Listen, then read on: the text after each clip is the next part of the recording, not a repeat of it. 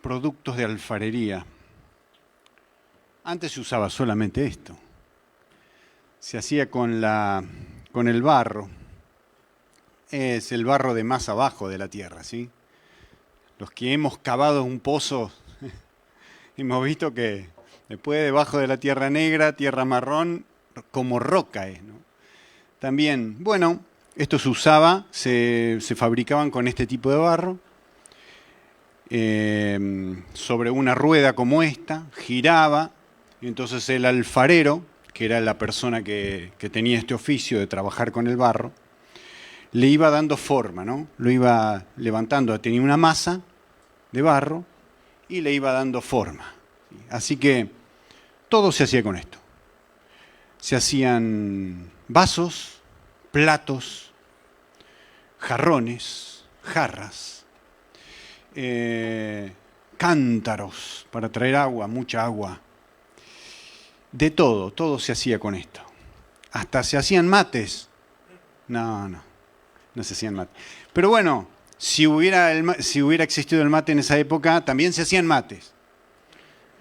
Bueno, y aquí esto lo hizo una polaca y dice Oto Jaglina Wręku Garncarza, perdón, tak wy jesteście w moim ręku.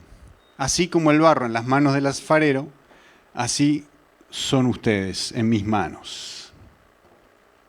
Lo que quiero compartir está en Jeremías 18, versículo 1 en adelante.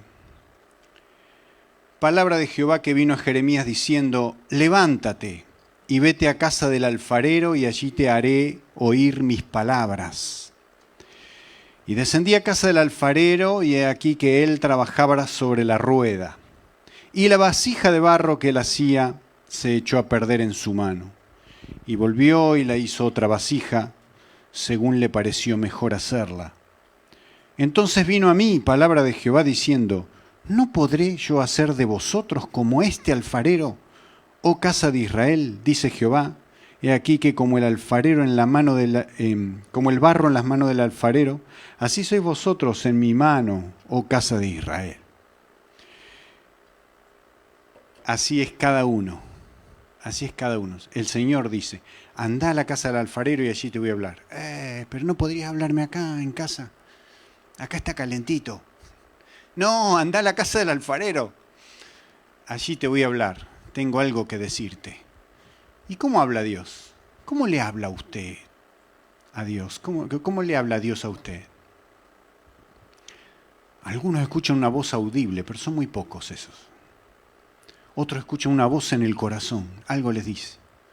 Otros reciben palabra de Dios mediante las circunstancias. A mí me pasa mucho eso. Veo las circunstancias, veo cómo Dios está trabajando alrededor mío, lo veo obrar, entonces lo escucho obrando, haciendo. Y otros a través de algunos ejemplos, ¿no? Me pasó esto. Y por ahí se les ocurre preguntarse, ¿y por qué me habrá pasado esto? ¿No?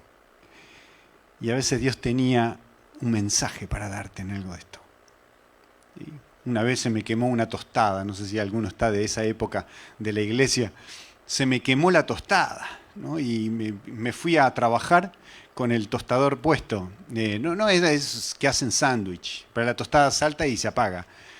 Entonces me quedó, cuando volví lo más rápido posible, pensé que se iba a incendiar todo, ¿no? Bueno, no se incendió todo, pero encontré dos sanguchitos quemados, negros, ¿no? Entonces, bueno, ahí hablé de la renovación. Yo digo, ¿por qué me pasó esto? ¿Qué cosa más rara? ¿Qué tanta tensión que pasé? Porque pensé, se me puede incendiar mi casa. Estuve trabajando todas esas horas con mucha aflicción. Bueno, a veces pasan cosas, pero para llamarnos la atención, para escuchar un mensaje de parte de Dios, ¿no? Bueno, aquí hay un mensaje. ¿Sí? Aquí hay un mensaje. Dios tenía un mensaje para darle al pueblo. Y si es palabra de Dios y quedó registrada para nosotros, ¿no piensan que esto también es para hoy? Claro que es para hoy. Claro que es para hoy. Abramos nuestros oídos y nuestro corazón, porque Dios algo nos quiere decir. Padre Celestial, te damos gracias por tu palabra que hemos leído. Gracias porque tú estás en cada situación de nuestras vidas, porque tú quieres hablarnos, Señor, en cualquier circunstancia.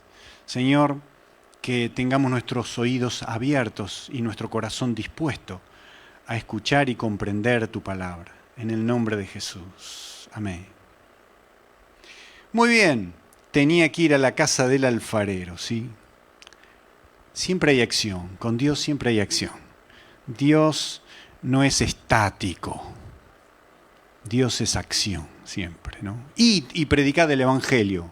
Oh, no nos podemos acomodar un poco, no podemos poner cómodos, ¿no? Ir y predicar el Evangelio, vamos, anda a la casa del alfarero, algo tengo que decirte, vamos.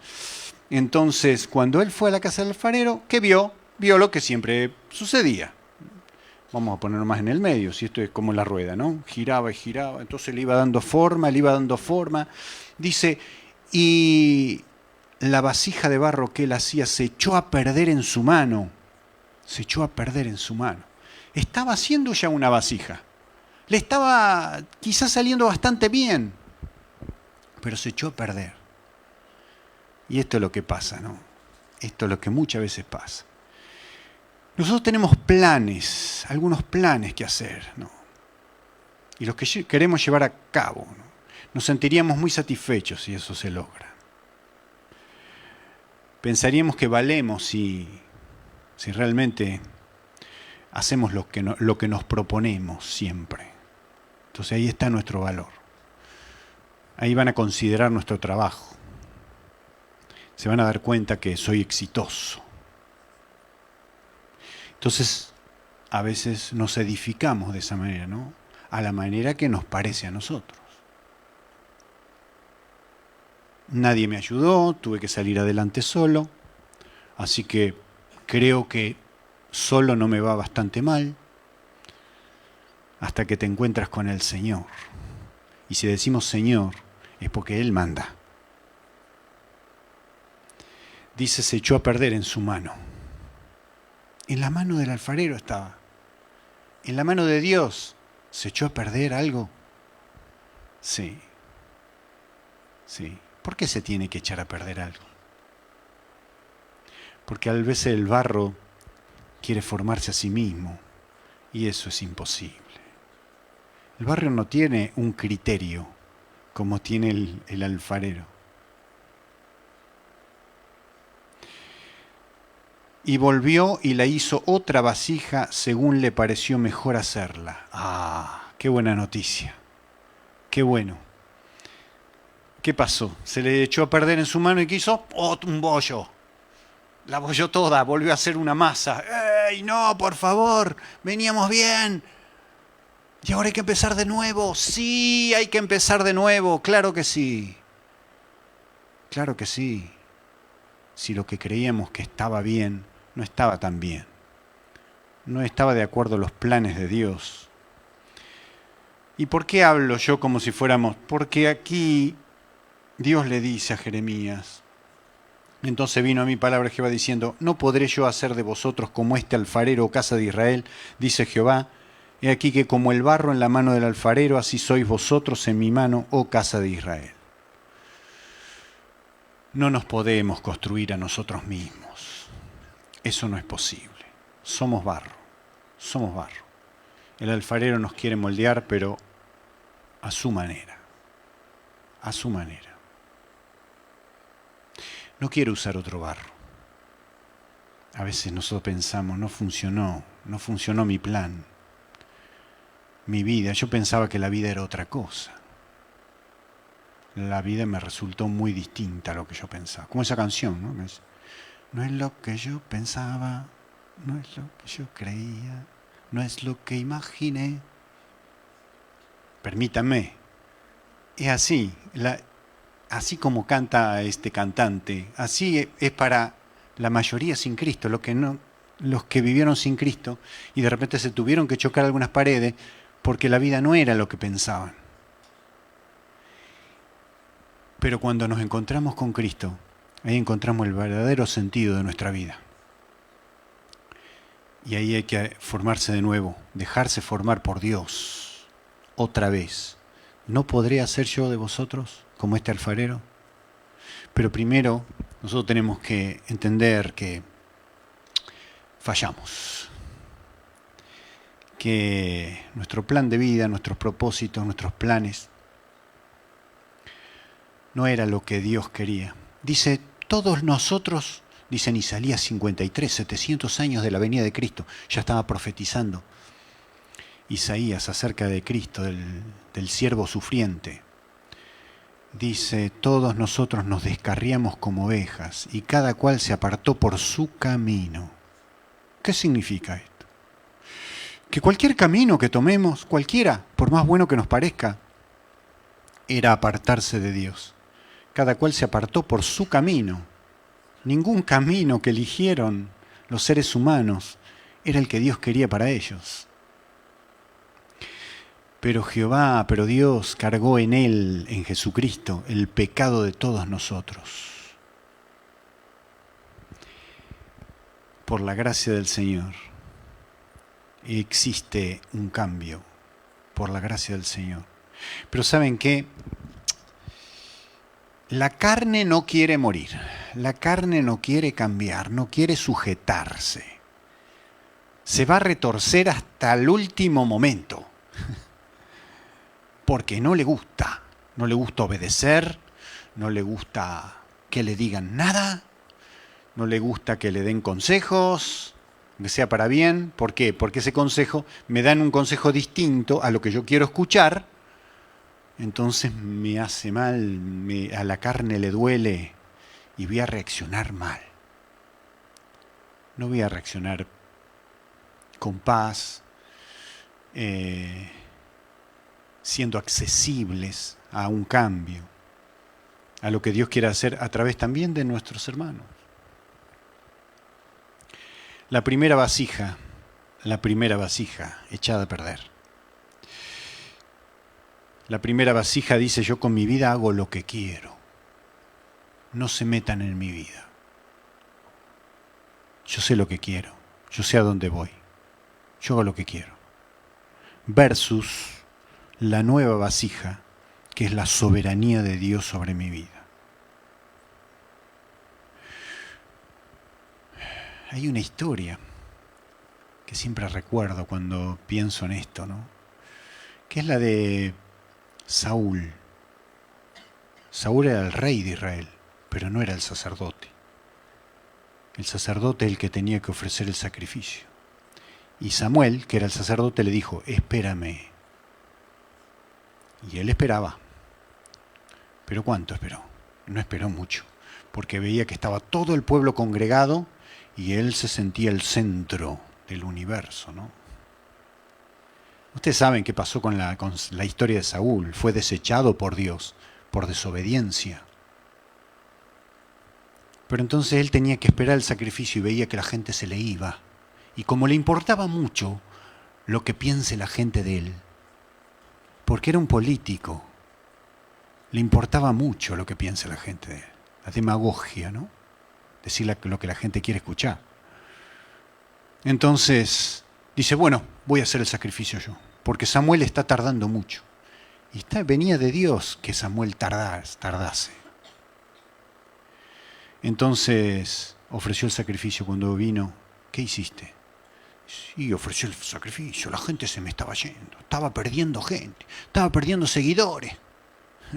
¿No? Como hoy día se buscan tanto los seguidores, estaba perdiendo seguidores. Así que tuve que hacer yo el sacrificio. No, locamente has hecho. El obedecer es mejor que los sacrificios. El prestar atención más que la grosura de todos los carneros que les puedas dar, de todo lo que le pueda dar a Dios. Dios no te está pidiendo esto. Dios espera tu obediencia. Porque si el sacrificio significaba Cristo, era esperar a Cristo, no poner a otro en lugar de Cristo. Como Cristo está tardando mucho, vamos a elegir a otro. ¿Le parece que esto sea así? Bueno, así va a aparecer el anticristo y el falso profeta.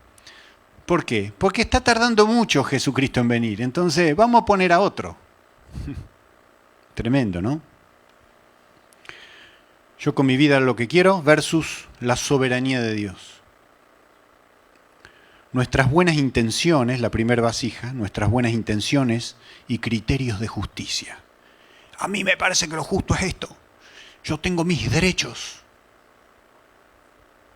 Versus, no hay justo ni siquiera uno. Solo Dios es justo. Cuando la segunda vasija reconoce la justicia de Dios, que ninguno es justo en sí, dice no hay justo ni aún uno. Entonces esperamos la justicia de Dios. Jesucristo es la justicia de Dios para nosotros. Él pagó por nuestros pecados en la cruz del Calvario. Él es nuestra justicia, nosotros no tenemos ninguna justicia. Dice que las obras de justicia de ustedes, dice Dios, son como trapos de inmundicia para mí. No la puedo soportar. Cuando nos autojustificamos, y por eso Jesús le decía hipócritas a los fariseos, saduceos, pues se autojustificaban. Dice aquellos que se justificaban a sí mismos, que hablaban de sí mismos cosas buenas, hipócritamente, porque ¿quién puede decir que siempre hace todo bien? No, nosotros nos acercamos a Dios como habiendo fallado, siempre.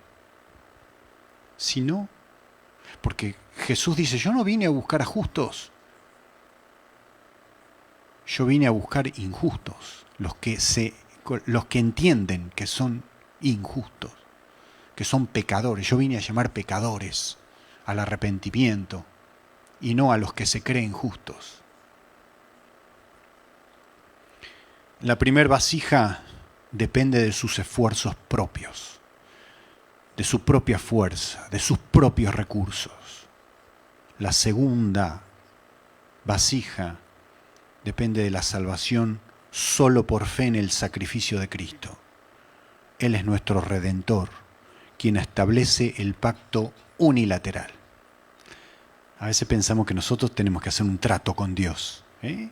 Señor, yo te doy esto, yo te voy a servir si tú me tal y tal cosa. No, Señor, no es así. Jamás fue así. No existe un pacto bilateral en el Antiguo Testamento ni en el Nuevo Testamento. El pacto es unilateral. Es Dios poniendo las condiciones y el hombre aceptándolas. No es lo que me parece a mí, no es un trato con Dios. Es una entrega total con Dios, porque el pacto de Dios con nosotros es unilateral.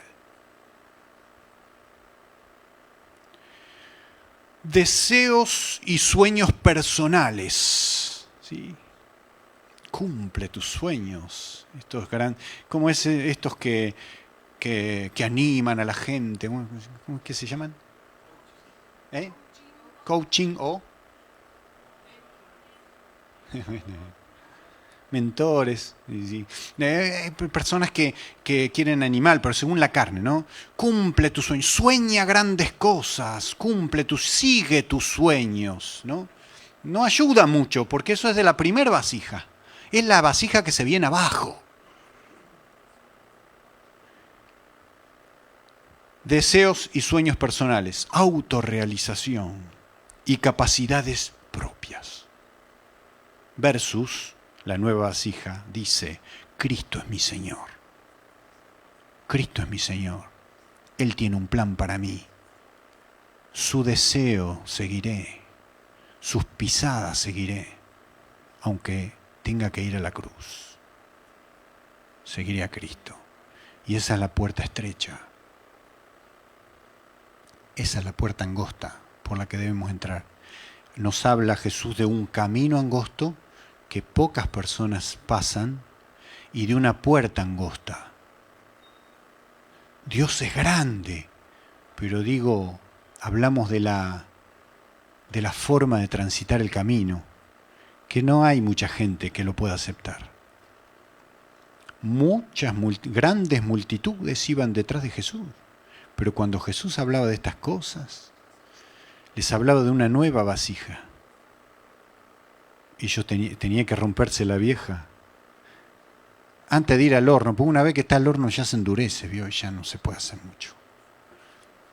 Pero antes, siempre el Señor llega antes de que sea tarde.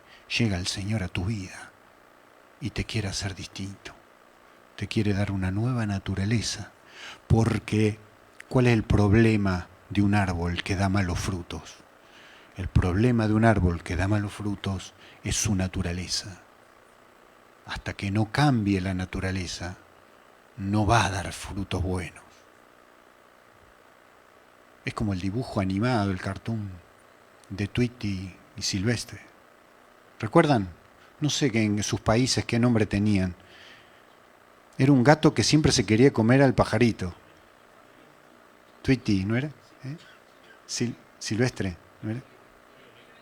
Piolín. Ah, ustedes... Bueno, yo le hablo cómo se llaman en Argentina. Bueno, ¿el gato alguna vez logró cambiar su naturaleza? Y venía la abuela con una escoba y le daba en la cabeza, suelta al pajarito, y soltaba la cabeza. Y por temor al castigo, entonces el gato aprendió a la conducta social apropiada. ¿Sí? Cómo debía apropiarse, cómo debía conducirse apropiadamente socialmente, mostrar una cara, ¿no? Entonces se hacía el que no le interesaba el pajarito y miraba con un ojo. Cuando no estaba la abuela, iba rápido a la jaula, ¿no? No hay forma de que se cambie, no hay forma de cambiar la naturaleza, no hay forma. Por eso tiene que romperse, tiene que venirse abajo para que pueda construirse lo que Dios quiere construir. No hay otra forma. Todo lo que nosotros construimos en la carne, mejor que se venga abajo, para que Dios haga su voluntad.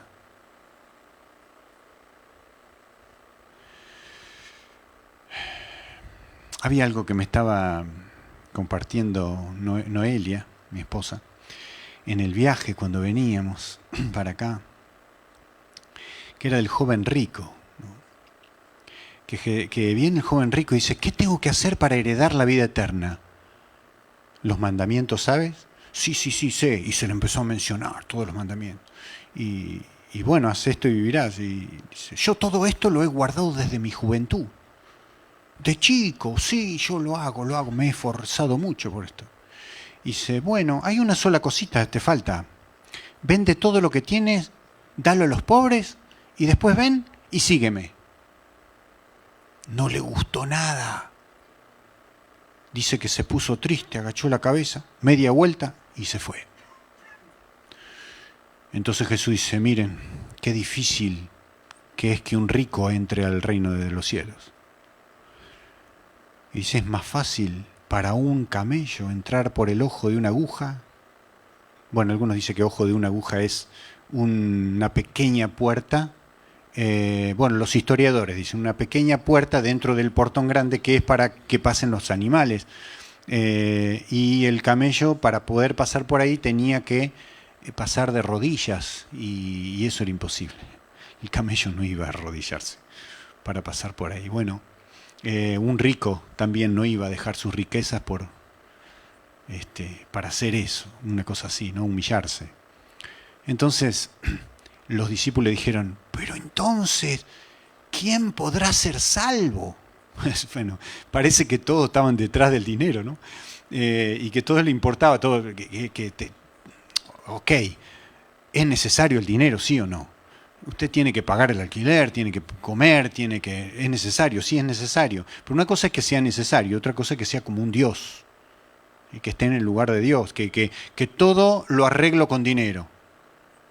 Todo se arregla con dinero. ¿Le parece que esto puede ser así delante de Dios? Cuando alguien quiere vivir una vida íntegra delante de Dios, no se arregla con dinero. Y es más, Dios te va a demostrar que a veces hay cosas que no necesitan dinero. Abrí una iglesia hice el inicio de la apertura de una iglesia aquí en Polonia sin dinero. Solamente con un solo diezmo de alguien que vino y quiso dármelo para abrir esta iglesia. Lo usé solo para eso. Y Dios iba proveyendo para todo lo demás. Hoy día hay una iglesia ahí con un pastor. No digo que sea mérito mío, pero yo empecé eso porque me puse en las manos del Señor. No siempre todo se necesita dinero. Y muchos se congregan, grandes evangelistas, ¿y cuánto dinero necesitamos? Si no tenemos dinero para empezar y para terminar, no hacemos nada, ni siquiera arrancamos. No creo que sea así. El Señor tiene sus recursos. El Señor es quien provee, pero si nosotros vamos a esperar tener todo el dinero, porque no es el dinero que nos maneja a nosotros, es Dios, su voluntad. Entonces, este rico se fue y los discípulos decían, ¿quién pues podrá ser eso? ¿Y qué dijo Jesús? Para los hombres, y esto es lo que recalcaba Noeli, para los hombres es imposible, pero para Dios no hay nada imposible. ¿Qué está diciendo?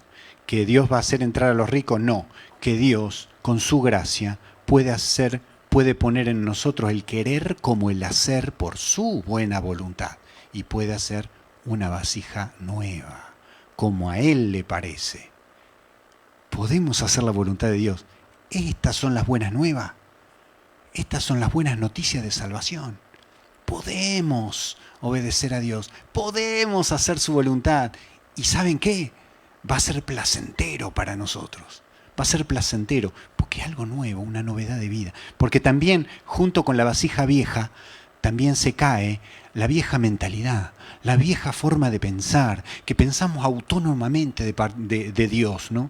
Lejos de Dios estábamos y creíamos las cosas que eran de una manera. Sin embargo, cuando conocimos a Dios, empezamos a ver que las cosas son de otra. El mundo a lo malo le llama bueno y a lo bueno le llama malo. Pero cuando conocemos a Dios, ahí nos damos cuenta.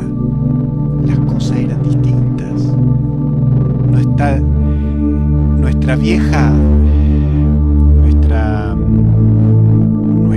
pieza, nuestro viejo ser, no estaba formada de acuerdo al diseño divino, pero la nueva vasija es el nuevo hombre creado según Cristo Jesús, y es creado para buenas obras. No es que yo hago buenas obras para transformarme en una buena vasija. No funciona así. Por favor, no funciona así. No es haciendo buenas cosas voy a cambiar. No. Como ya soy una nueva vasija, como ya tengo una nueva naturaleza, empiezo a hacer cosas buenas. ¿Qué le parece? Qué interesante, qué buena noticia esta, ¿no? Y la hizo otra vasija según le pareció mejor hacerla.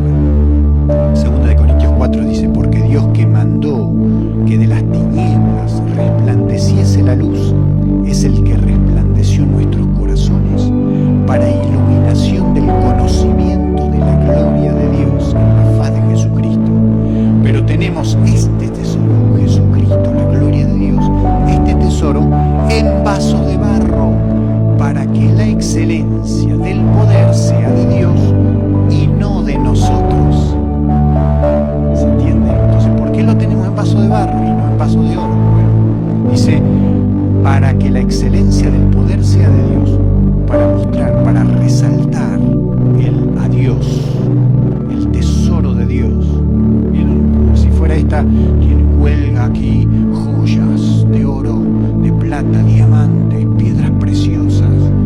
Y aquí uno dice, wow, qué hermoso contraste, la vasija de barro con el tesoro. Nosotros tenemos a Cristo, el tesoro en nuestro corazón, y lo mostramos al mundo, ¿sí? Ah, pero está en una vasija, a ver, este hombre se equivoca, este hombre tiene errores, este hombre no siempre es lo que debería ser, no, pero siempre dependo de la gracia de Dios, siempre dependo de su perdón, siempre dependo de su guía y de su diseño. Y estamos en camino. Dios no terminó su obra todavía con usted. No se desanime.